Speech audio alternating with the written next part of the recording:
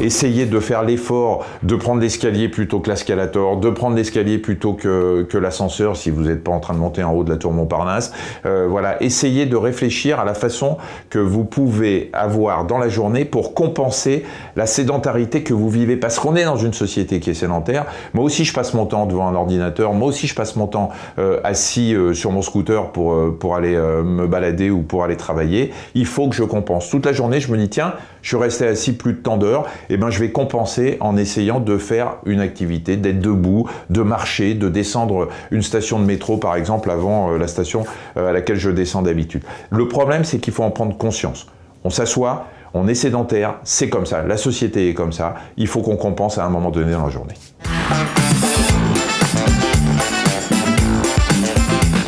Il n'est pas nécessaire ou indispensable de s'inscrire dans une salle de gym et de dépenser de l'argent quand on n'en a pas pour faire du sport. L'activité physique, c'est le fait de bouger, de marcher un peu plus vite dans la journée pendant 30 minutes chez les adultes, 1 heure chez les enfants. Il ne s'agit pas d'aller faire un footing ou de s'inscrire pour le marathon.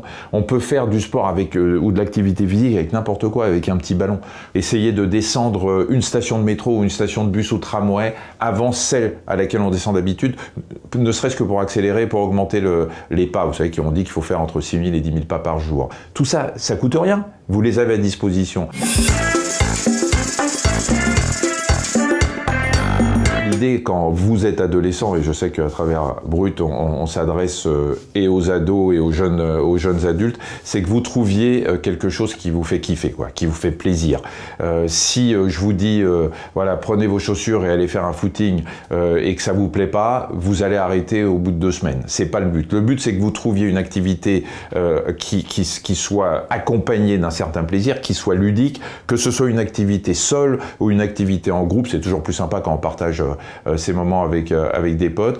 Dites-vous qu'il y a des agrès parfois un peu partout dans les villes et il y en aura de plus en plus, on va en installer de plus en plus en vue de Paris 2024. La situation de la France sur le plan de l'activité physique et sportive des enfants est absolument catastrophique. Je crois qu'on se place, il y a eu une étude récente, 119e sur 145 ou 146 pays. Vous imaginez quand même.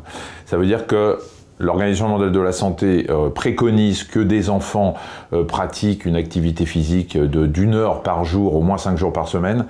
On n'en est pas là. Il y a 90% des enfants qui ne le font pas. C'est-à-dire qu'il y a 80% des garçons et plus de 90% des filles qui ne font pas 7 heures d'activité physique quotidienne, et c'est catastrophique. C'est catastrophique pourquoi?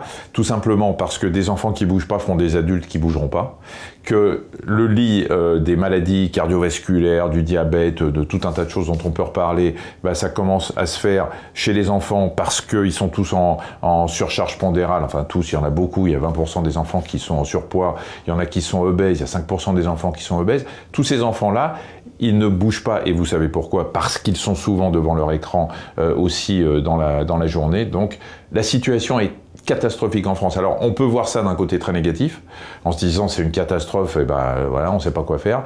Mais nous, notamment avec Paris 2024, on a décidé de faire bouger les choses, de profiter de cette caisse de résonance incroyable que constituent les Jeux Olympiques pour justement changer les choses et essayer de positiver.